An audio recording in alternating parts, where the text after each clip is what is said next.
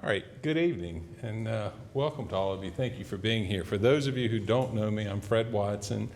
I am one of the presiding circuit court judges in Lynchburg, and I am the presiding judge over the Lynchburg Adult Recovery Court. This evening, we are celebrating 5 individuals who are graduating from the Recovery Court, and they are Elmer Reed, Mark King, Christopher Brecky, Angela Stone Cyrus, and Raphael Watkins. For various reasons, work and family emergencies, Christopher is the only one who's with us tonight. So this is your night, Christopher.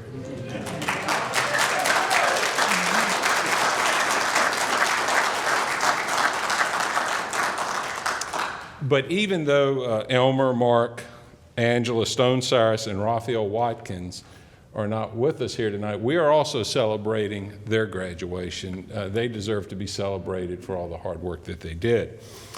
And they are graduating because they committed to changing their lives. And they committed to do the work that required. And it wasn't easy. And sometimes I thought some of them might give up, but none of them gave up. And so we didn't give up on them. And so they made a significant accomplishment. As I said, recovery court is not easy, and there are a lot of appointments. So many appointments, we give them an appointment book so they can keep track of them. And there are consequences to not following the rules, and occasionally someone have to spend a night or two in jail for not following the rules. And sometimes we discuss very uncomfortable things with them and about them in an open courtroom. And so there's accountability. And so, Christopher, I want you to know that we recognize how hard what you did really is, and appreciate the hard work that you put into it. And I tell all the participants, I really expect 2 things from them.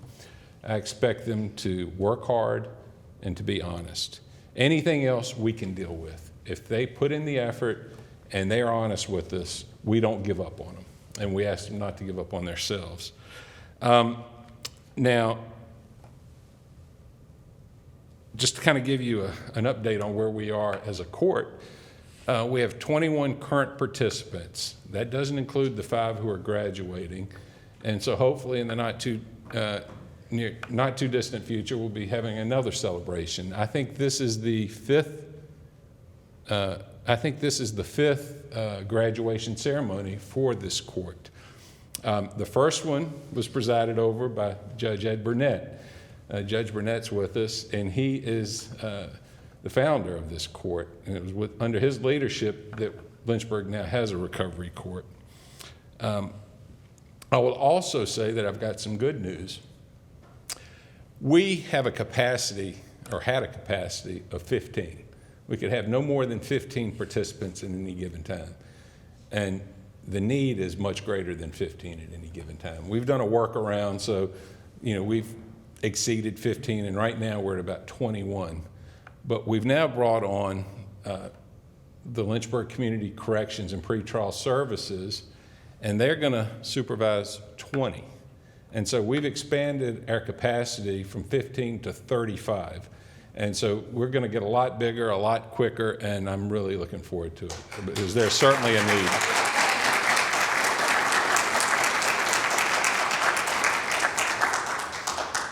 And we have some special guests here tonight to share in this celebration. I'd like to mention them. I've mentioned Judge Burnett. We have Todd Swisher, the clerk of the Lynchburg Circuit Court. We have, Sheriff Don Sloan and Major Tommy Carter with the Lynchburg Sheriff's Office. Chief Ryan Zudema, Lynchburg Police Department. Is Deputy Chief Edwards here? Okay. We have the Chief Public Defender, Aaron Boone. Where's Aaron? Takora Davis, she's the Deputy Chief for Adult Probation and Parole, and her new chief, Amy Stevens. Where are they? There's Amy and Takora. Thank you for coming. Melissa Lucy, she is the CEO of Horizon Behavioral Health, and without the participation of Horizon, none of this would be possible. Oh, there she is. I was just wondering how long it was going to take. Yeah. And Sherry Brown, I talked about Lynchburg Community Corrections come on board. Sherry is the director, and we're so excited to have them as part of the team now. Where is Bethany Mickles? Bethany is the president of the Lynchburg League of Women Voters, who are another big part. They have provided support from the outset, and without their support, things would be a lot different. And with Bethany is her mother, Dr. Mickles, and Molly McLennan. And Molly is a familiar face to everyone who ever comes to a recovery court. She's almost always there. She's helping out tonight, put this graduation on. So thank you so much to all of you. From the city's finance department, we're the finance people. There they are. We have Rhonda Allback, Samantha Morton, and did Reed come? No, Reed's not here. And then we've got my favorite Freds. As part of some of our grants, we have to have outside evaluators, and we had Fred Malacy and Fred Volk, Dr. Fred Volk and Dr. Fred Malacy. They provide us a lot of useful feedback. Thank you for being here. And last but not least, Lydia Baber. Where's Lydia? For the longest time, Lydia was the probation officer who dealt with everyone, and she recently retired. Retirement seems to agree with you, but we do miss you. And then, let me see, we have a special guest, Joyce Stewart. Joyce is the grandmother of one of our more recent graduates, Quincy. Now, unfortunately, Quincy passed away recently, but Joyce is still a presence with the court. And I want to thank you for your continued support, and we grieve for your loss. And again, thank you for being here. Let me introduce you to the Recovery Court team. I've said this, I think, at every graduation. I'm the face of the court, but I probably do the least amount of work. These are the people that do the work over here, and I'd like to introduce them to you. I'll start with our Commonwealth's Attorney, Bethany Harrison. Brad Lindsay, who is with the Public Defender's Office, and he is the defense counsel for everyone who is in recovery court. We have Rhonda Turner. Everything I've learned about treatment, I've learned for Rhonda, and she's the point person for all the treatment. And also from Horizon is Joan, and she's a case manager. Dammy, back there, Dammy, and where's Desi? Desi, there's Desi. Carl Mack, he is with the Virginia Department of Health. He's a health educator and peer support. Renee Roberts, she's a mitigation specialist with the Public Defender's Office. And Taylor Jones. Taylor is our program director. I call her the Recovery Court Czar. I do what she tells me. And our newest member, Becky Grant. Where's Becky? Becky is with Lynchburg Community Corrections, and those additional 20 participants that I told you we were going to get, she's going to be supervising them, and we are so glad to have you. Thank you. At this time, well, let me say this. We've got some people who are joining us tonight who I'm very excited to hear from and to introduce you to. And I'll start with Braden Curtis. Braden is the Chief Deputy Commissioner at the Virginia Department of Behavioral Health and Developmental Services. And Braden has a Lynchburg connection. He came to Lynchburg from Illinois to attend Liberty University, I think the law school, right? And after graduating from law school, he worked for many years in the Attorney General's office, and now he's in the position of Chief Deputy Commissioner. And so I'm going to ask Braden to come up and say a few words, and thank you for being here.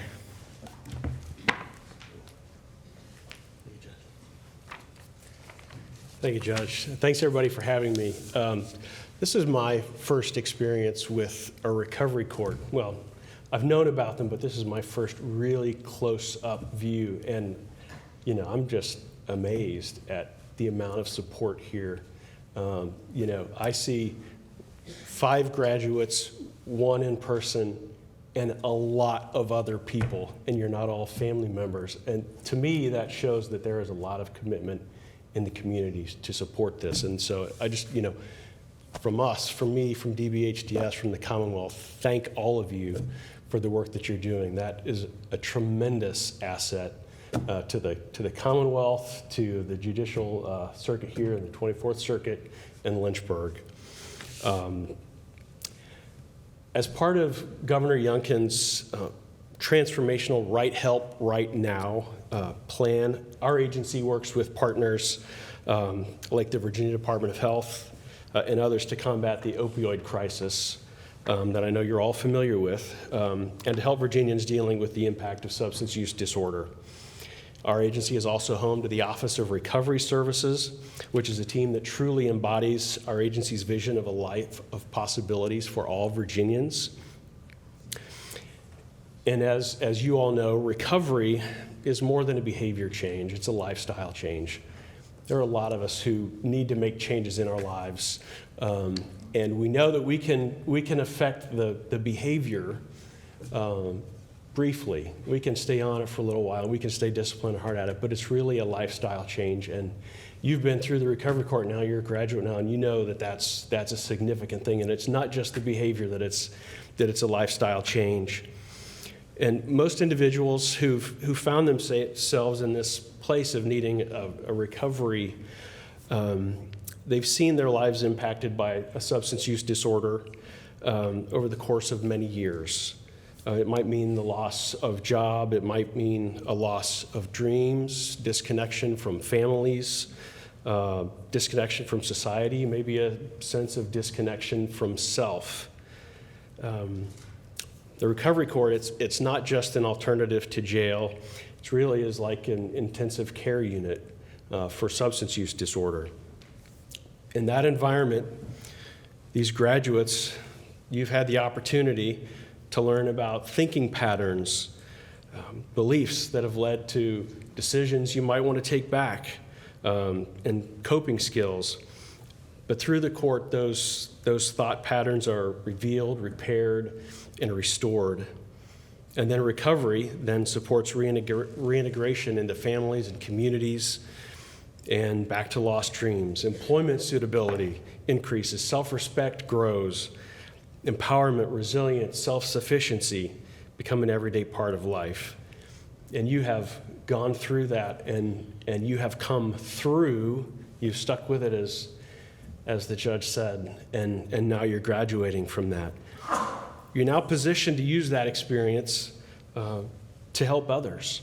In Virginia, peer recovery specialists are using their lived experience to help others through the same kind of setting in jails and emergency departments with first responders, community services boards, crisis receiving centers, inpatient hospitals, recovery community organizations, and there are plenty of others. Right now in Virginia, there are over 1,500 certified peer recovery specialists using their experience to help others. 925 are registered with the Board of Counseling and positioned to bill Medicaid for the services that they're providing. Services provided by that workforce include things like wellness planning, goal setting, advanced care planning, individual support, individual and system advocacy, bridging from the hospital to the community. And if you're interested in learning more about that, you can visit the DBHDS website and contact the Office of Recovery Services. But I want to congratulate you. The Secretary of Health and Human Resources, Janet Kelly, couldn't be here today. She loves to see people succeed, and I know she would give you a very heartfelt congratulations. No one is able to make this journey alone, and again, as I said at the beginning, there's so many people here who are making this possible, and it's a tremendous testament to the people of Lynchburg and the surrounding area that they want to see you succeed too. And the court is changing lives. All of you people here are contributing. You're all changing lives, and I know every one of us can say that we are thankful that we're not defined by our past. And you are not defined by your past. You're present now as a graduate of the Recovery Court. So I just want to say thank you and congratulations.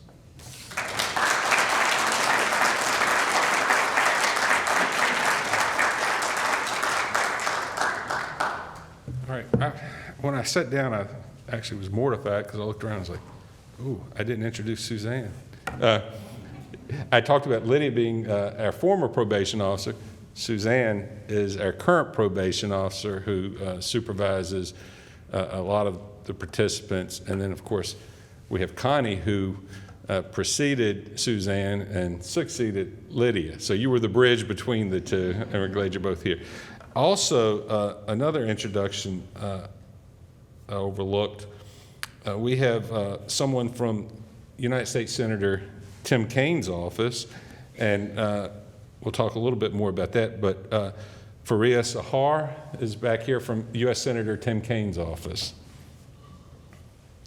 Now, if you look at the program you were given when you got here, our next speaker was supposed to be William Washington. William Washington is the founder and director of the Bridge Ministry, but we have someone just as good, his number two, Jay James. And I'm excited to have Jay here. I've known Jay for quite a while now. And once he gets to talking, some of you might say, I've heard that voice before.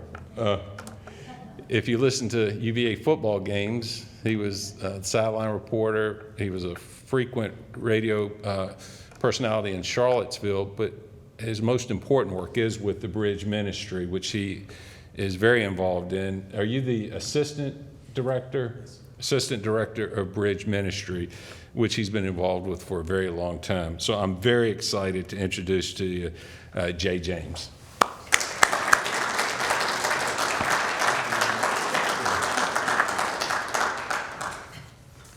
Good evening, everyone. It's good to see some familiar faces. And after that introduction, one of the things that I'm compelled to be is brief. And so I will do that. We're really at the Bridge, if you're not familiar with it, it's in a snapshot. It's an inpatient behavioral health program for men dealing with life-controlling issues. So on behalf of Mr. Washington, I'm here. I got a phone call. I thought I was going to be in the audience, and he was almost to Lynchburg, and he got a phone call that he had a family emergency. He had to literally turn his car around and go back to the Charlottesville area. So we're hopeful that everything is okay. But one of the things that he wanted me to share with you, Christopher, is that he was just really excited to be here because he was a part of one of the first recovery courts in the state of Virginia back in 1998 when the Honorable Judge J.T. Sweat started a recovery court up in Charlottesville. So he was really excited, had some things that he wanted to share with you before the emergency happened. So a couple things, just I'll do my best to try to relay. One of the first things he wanted me to do was give you a gift, just to congratulate you for a little early gift. He wanted me to do that before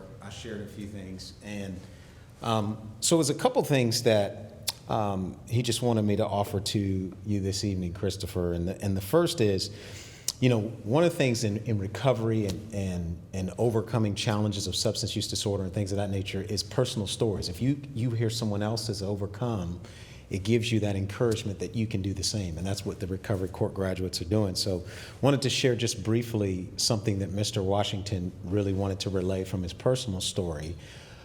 He's been in this for 37 years and been serving for 30 with folks who are dealing with substance use disorder issues. But he told a story he wanted me to share that he remembers when he was standing before a judge and the judge was asking him typical questions like Judge Watson would ask. He would say, well, do you have a home plan? You know, like what probation will say, do you have your residency in order? Do you have the security around you? And he says he remembers just kind of nodding his head as the judge was speaking. And as he was coming out of the courtroom and he got to the bottom of the stairs, he remembered feeling inside that he really didn't have those things in order.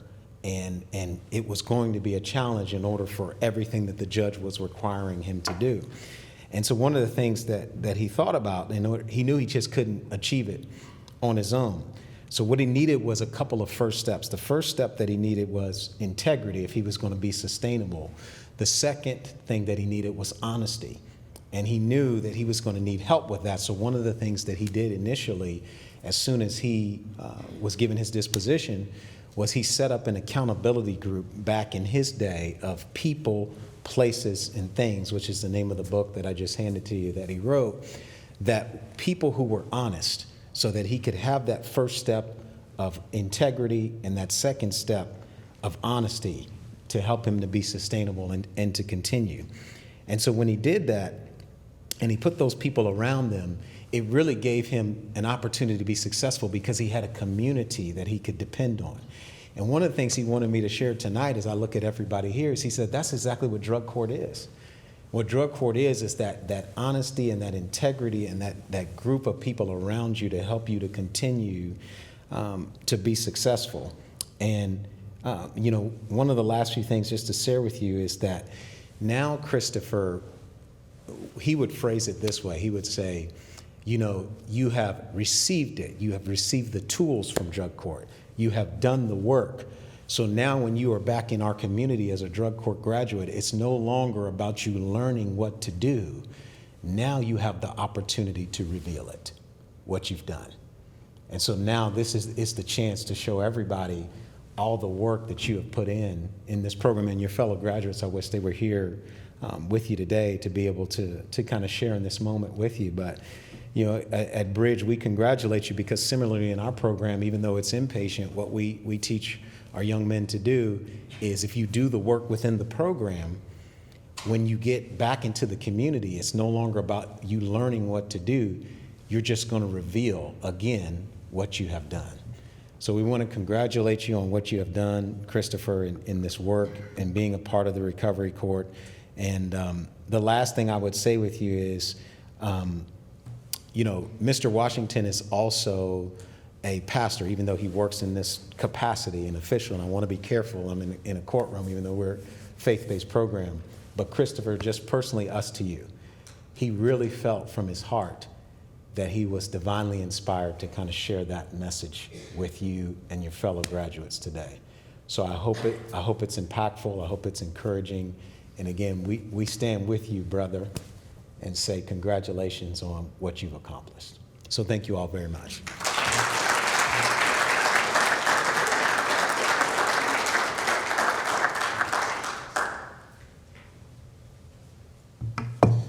And if you ever get a chance to go down to Buckingham County and take a tour of Bridge Ministry, it is really something to see. It is a unique place.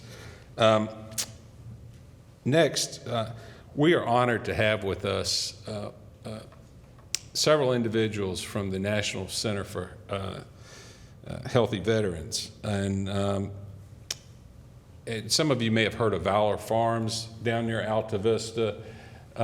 That's the National Center for Healthy Veterans. And with us from there today is Major General Bob Deese, retired, who's the president of the National Center for Healthy Veterans and who is going to be our keynote speaker tonight. And with him is his wife, Kathleen. Also, my first point of contact, first person I ever met from the National Center for Healthy Veterans is Aaron Blaine. Aaron just showed up to testify on behalf of someone in a case I was presiding over, and I'm listening to him talk about this program. And the more I heard, the more I was like, wow, this is something. So once he was done, I said, don't leave. And once I was done with my docket, Aaron came back to my office, and we sat and talked for a long time. And I was really impressed with Aaron and what he had to tell me about the National Center for Healthy Veterans. And since then, I've taken a tour, I've gone down and visited, and it is really an impressive place to see. And with Aaron is his wife, Victoria Blaine, and she's a case manager, am I right, with the National Center for Healthy Veterans. Let me tell you a little bit about General Deese, and I hope it's all correct because I got it from the internet, so it has to be correct. Let's start with his career since 2003.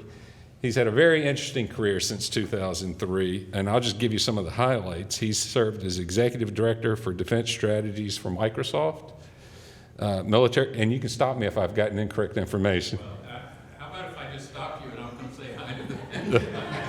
All right. Well, it's my honor to introduce Major General Deese. Thank you. Yeah. I don't have a chance to do that with the judge very often, so. No, it's great to be here. I was in the military. I had the privilege of serving alongside the sons and daughters of America all around the world, and I came to love them.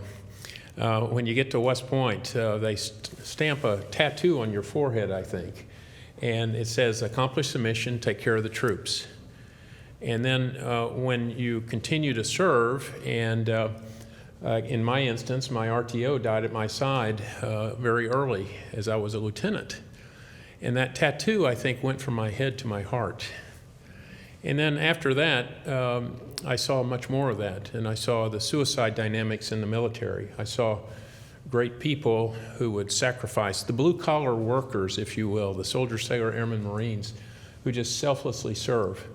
I saw their sacrifice, and that calling went from my head to my heart to my gut, and it really became a divine calling.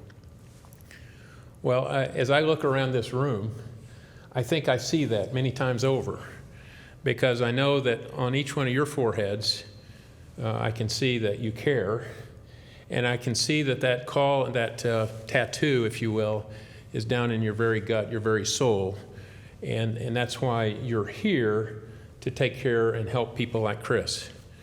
We're all in it together. My whole career professionally in the military was to integrate combat power. Well, there's a lot of combat power in this room, and we all have different expertise and giftings, and yet together you're doing something great.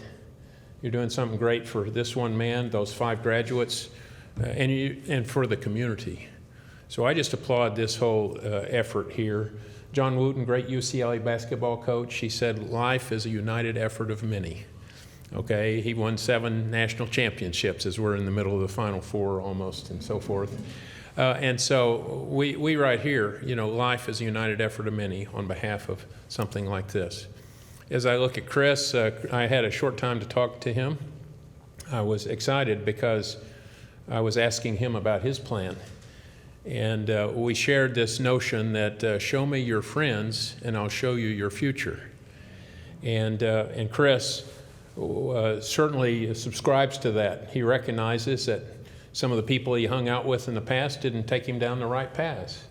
And he's wise enough as he's gone through this court to develop some street savvy about who he hangs with, who he doesn't hang with. And that in itself will be very helpful. That reinforces what you said about the community.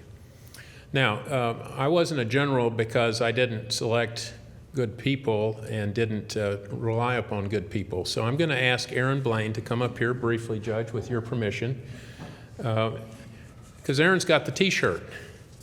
And when you got the T-shirt, you know, it's pretty relevant. So Aaron is our Veteran Engagement Director, and basically he's really street smart, and he does the right thing for the right reason out at the National Center. Boy, that was a lot. Yeah. Thank you. As Bob said, I have the T-shirt. I had a very checkered past. 13 felonies, 111 charges. So when Judge Watson said, don't leave his court, listen, I was standing up inside, palms are sweaty. I thought, oh my. But he took me back, and he wanted to hear about our program, but then he began to talk about this. And I was just as intrigued as he was. Christopher and I had a few minutes to talk. I wish the rest of them were here, but before I address you, I want to address you, all of you all. It took people like you that wrapped arms around me, that loved me back into recovery, back to life. I began to understand, just like you will, Christopher, that your past doesn't define you. You got into a fight for your life and you won. You're standing in a place of victory. I'm here to tell you, brother, the enemy is coming. He's going to try to drag you back. You reminded him of his future and where you stand.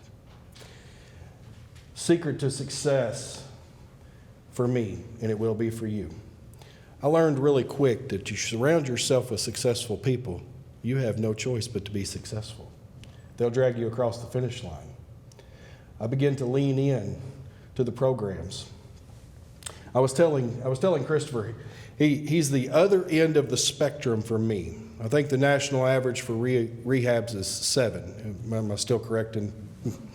I had 15. He had 2. I said, we average out pretty well, don't we? But the first rehab told me nothing different than the last one. The difference was the posture of my heart. I was ready to surrender. And when I look into your eyes, I see that. This is not just a graduation, it's a declaration that your life is back on track. Congratulations.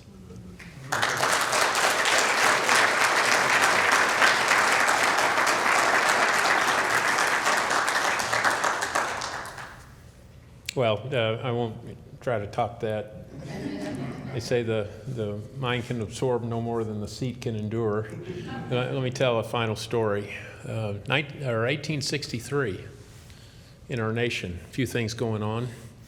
Before Gettysburg, Abraham Lincoln was in his office, and he decided that he needed to get up and take a walk.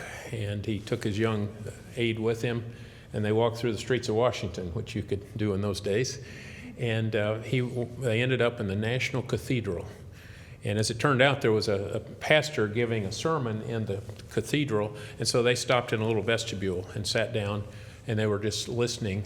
And the aide was very anxious to know that the president was enjoying what he heard. And so he pulled on his sleeve basically and said, "Mr. President, do you like what you're hearing?" No answer. "Mr. President, do you like what you're hearing?" Finally, the third time, "Mr. President, do you like what you're hearing?" And the President Lincoln said, "This pastor is amazing. His content is incredible. He's a great communicator." And so the aide interrupted and said, "Of course, so you liked it, Mr. President?" And President Lincoln said, "No, I thought it was a total failure." Why is that? I thought it was a total failure because he failed to ask us to do anything great. Okay, so Chris, we're excited because you have, as you look through your windshield, not the rearview mirror, the windshield, you have some great things ahead of you. You have a hope and a future. And we all believe that, and we're cheering for you, and we're praying for you. And for the rest of this team, what you're doing right now is something great, and let's just keep on keeping on because this is worthwhile. This is priceless. And so I'm grateful to be here amongst you, and may God bless you, and may God bless everyone. Thank you so much. Take care.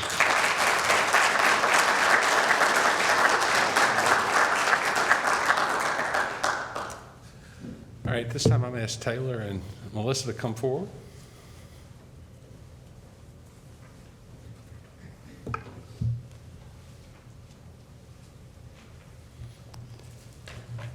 All right.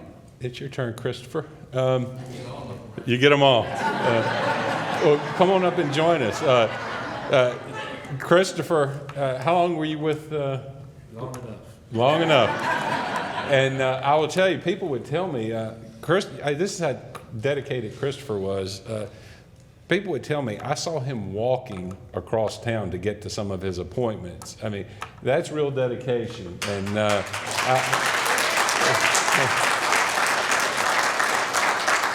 and I never said anything to you, but I knew how hard you were working, and so we keep tabs on you. So I really want to let you know how much I appreciate the hard work that you put into this, and I'm sure that it'll pay off. Okay, so I'm going to ask you to. Do you have a certificate? Oh, let me present to you and congratulate you on being a graduate of the Lynchburg Adult Recovery Course. Here's a certificate reflecting your graduation, and I think Melissa has a gift for you. Congratulations. Thank you for all your hard work. And before you go anywhere, I'm going to, I know, right? Don't go anywhere. Before you step down, I'm going to invite Faria Sahar from Senator Kane's office. I think she has something that she'd like to present also.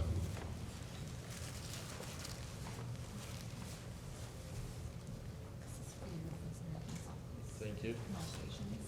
Thank you. All right. Yeah. And if you want to go back and have a seat real quick. Well, I need my gift card now.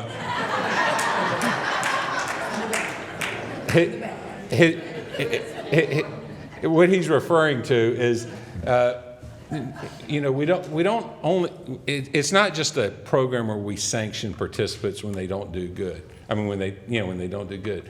when they do good, we recognize them. And one of the ways we recognize them, we'll give them a gift card to Walmart or McDonald's. So he just asked me where his gift card was. And at this time now, I want to bring up the team from the Lynchburg League of Women Voters, Bethany Mickles, Dr. Mickles, and Molly McLennan. And we're bringing them up to present the Carla Heath Leadership Award. That is an award chosen by the graduates as someone who exemplifies the triumph of recovery, who is supportive of others, and who shows leadership among his peers. This award is named after and is in honor of Carla Heath, who passed away not too long ago. And Carla was a longtime member of the Lynchburg League of Women Voters. I think it was 34 years, and at various times she served as its president, membership chair, and other important offices. She was a retired professor from Randolph-Macon Women's College and later Randolph College, and she was an avid supporter of this court. At the first graduation that I presided over, Carla was out there working the food and cleaning up afterwards, and she is missed. So it is entirely appropriate that this award be named after her. And again, the award is not decided by us. It is decided by the graduates. They vote amongst themselves as to who is entitled or who should receive that award. And it just so happens that he's with us tonight. Christopher, if you want to come back up again.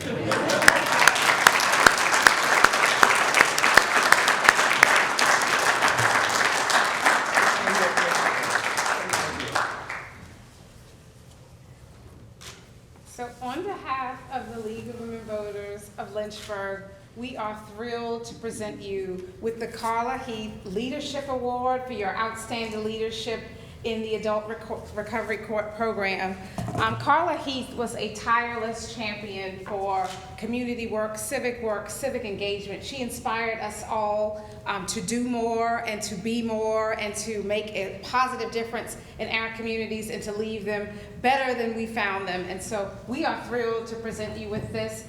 We congratulate you. We wish you all the best. And if there is anything that we can ever do for you, please don't hesitate to ask. Congratulations.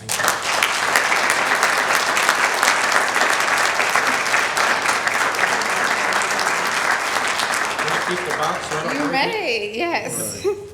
Christopher, if you'd like to say anything. Thank you guys. Thank you guys for all your help. I did a little interview earlier and asked me about the process, and I said, you know, it's very frustrating at first, coming from doing things my way and it not working. You know, who's to think somebody else's way is going to work? I didn't at first, and for a long time, just tried to do it on my own until eventually just giving in and doing a different process and allowing it to work His way in my life, and allowing God to make changes in my life. And that's why I'm here today. Thank you.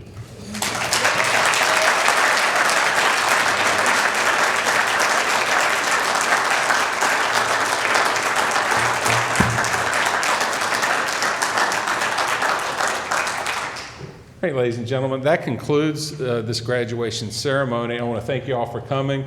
And you probably saw them on the way in, but there's plenty of food and other treats out there once you exit out of the room to the right. So again, thank you so much for coming.